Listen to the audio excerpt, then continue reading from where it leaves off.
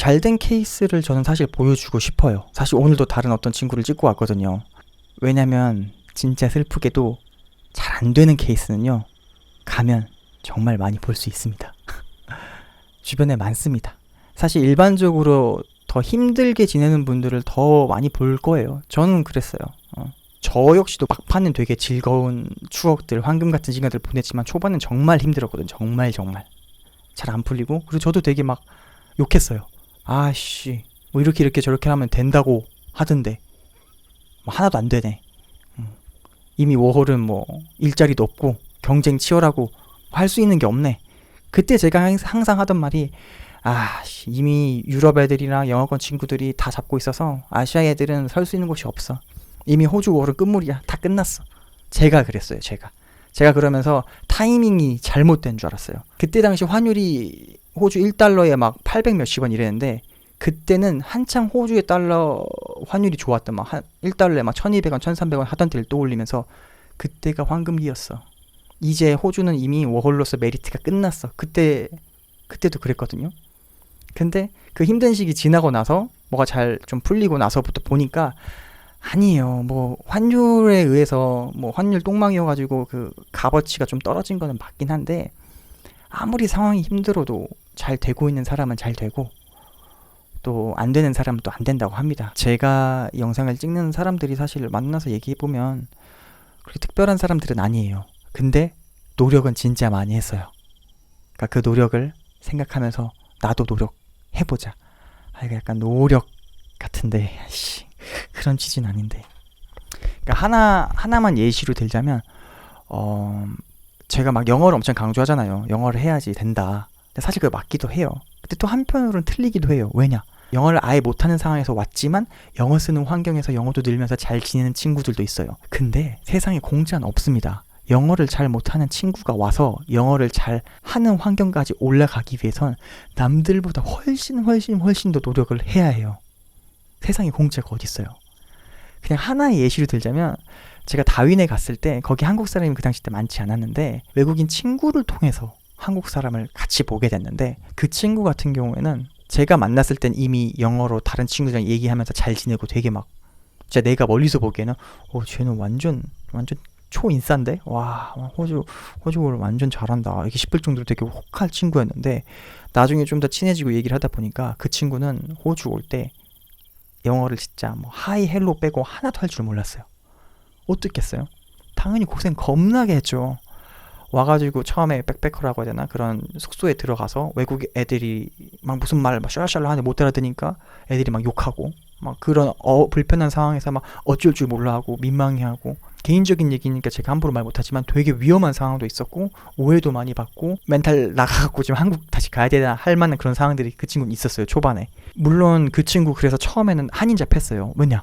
영어가 완전 안 되는데, 아니 할 수 있는 건 사실 없죠. 우리나라에서도 다른 외국인이 왔는데 진짜 아무 말도 할 줄 모르고 소통이 아무것도 안 돼. 그럼 뭐 우리가 뭐 같이 할 수 있는 게 있겠어요? 그러니까 일적으로 같이 할 수 있는 게 있겠어요? 없죠. 심지어 가장 간단한 몸 쓰는 일도 아주 기본적인 소통은 돼야 될 거 아니에요. 근데 그 친구도 기다 아니다에 대한 판단력이 잘 섰던 친구야. 그러니까 그 친구도 그런 환경에 있고 싶지 않았던 마음 되게 컸나 봐. 막 바디랭귀지하고 어떻게든 좀 더 친해져 보려고 막 먼저 막 다가가고, 어쨌든 제가 나중에 그 친구를 봤을 땐 그 친구는 오지잡을 하고 있었고 돈을 되게 안정적으로 엄청 잘 벌고 있었고 생활이 진짜 탄탄했어요. 내가 보기에도 와, 이 친구는 진짜 호주 5월의 안정성을 다 갖췄다 싶을 정도로 엄청 예쁜, 이게 중요한 건 아니고 진짜 연애도 잘하고 있었고, 그러니까 균형이 되게 있었어요. 운동도 열심히 하고 몸도 되게 좋았거든요, 제가 만났을 땐. 근데 그 친구가 이미 그때도 영어를 어느 정도 소통을 했음에도 불구하고 하루에 한 2시간 정도씩 진짜 꼬박꼬박 했어요. 참고로 걔가 일도 꽤 많이 했거든요. 그러니까 여유 시간이 많지 않았던 친구였는데 영어 공부를 꾸준히 하더라고요.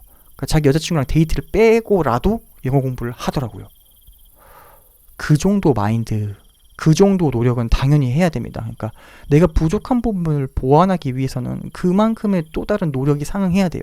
그러니까 그 정도는 감안하고 가셔야 합니다. 제가 올리는 이런 몇 가지 영상들이 긍정적인, 그러니까 희망적인 끈을 놓지 않는 데 좀 도움이 되셨으면 좋겠습니다. 왜냐하면 안 풀리면 대부분 고립되어 있는 환경이 많아요. 소위 말해 잘 풀리는 친구들은 잘 풀리는 환경에서 있는 사람들을 자주 만나요. 왜냐면 좋은 잡을 가지고 있으면 그 잡에 있는 친구들과 주로 지내니까 생활들이 좀 비슷비슷해요. 그러니까 잘 안 풀린 상황에서는 그런 사람들을 만나기가 사실상 쉽진 않거든요.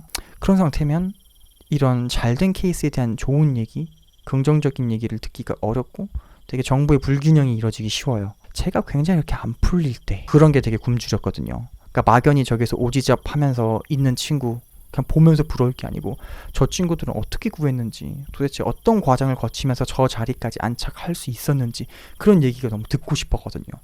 그러니까 그런 기회가 될 수 있으면 좋겠어요. 그러니까 그런 용도로 쓸 수 있으면 좋겠어요, 이 영상을. 호주 초반에 굉장히 부정적인 생각을 가졌었던 1인으로서 제한 시간을 둔 호주 1년 동안 부정적인 마인드를 가진 사람들은 가급적 피하세요. 진짜 정말 안 좋습니다. 막 이력서 돌려도 안 되고 막 진짜 답 없는 것 같은데 어떤 가게 딱 보니까 와, 누구는 막 엄청 열심히 오지 환경에서 막 영어권 친구들이랑 얘기하면서 일 엄청 잘하고 있어요. 아니 사실은 그때는 어떤 가게에서 일하는 워홀러들만 봐도 약간 열등감이 들었어요. 아, 쟤는 하고 있는데 나는 뭐지? 난 진짜 뭐지?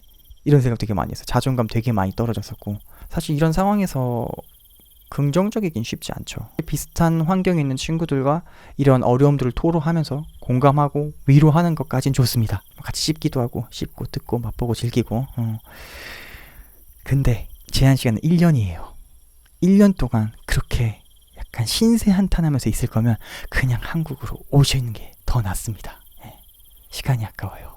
그렇게 공감과 위로를 하고 한탄하는 거에서 끝내고, 그럼 어떻게 해 나가야 될 것인지 좀 잘된 케이스 애들 보고 벤치마킹하고 좀 내가 어떤 걸 살릴 수 있을지 고민하고, 사실 그런 고민보다 더 우선시 되는 건 자꾸 움직이고 부딪혀 봐야 돼요. 사실 판단은 내가 안 하거든요. 내가 진짜 볼품 없어 보이는 부분들도 누군간 좋게 보기도 해요. 그리고 호주는 그런 기회가 오히려 더 있을 수도 있어요. 자꾸 그런 기회들을 여는 거는 본인 몫이라고 저는 생각합니다. 그러니까 그런 사람들이랑 계속 안 될 만한 이유를 찾고 안 될 만한 이유를 쫓는 건 그냥 내가 한국에 돌아가야만 하는 이유를 찾는 거랑 똑같아요. 그때 왜 호주에 왔는지 한번 다시 생각해 보세요.